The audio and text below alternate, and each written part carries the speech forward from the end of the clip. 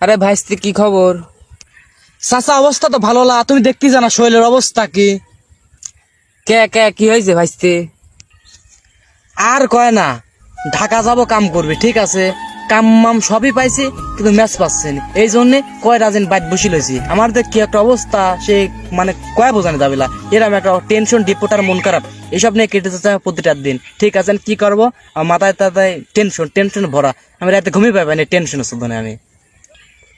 ব্যাপারটা তো কিছু বুঝি নাই ভাইস্তি, কাহিনীটা খুলি কাও তো একটু, ঘটনাটা কও, খুলি কও।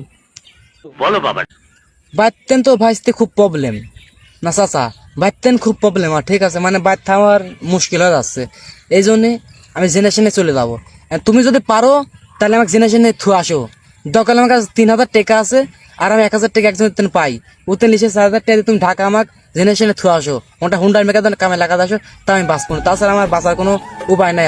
আমি তাছাড়া কি দেখ করে বসব নিজে জানি না, কি করবো তুমি সেটি করো।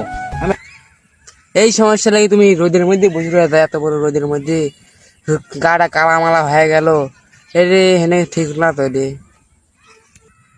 আমি দেখি একটা ব্যবস্থা করতেছি, ম্যাচে যাবা তো, ম্যাচে দেখা নাই, নাই, আমি ঢোকা দেবো না, সমস্যা নাই।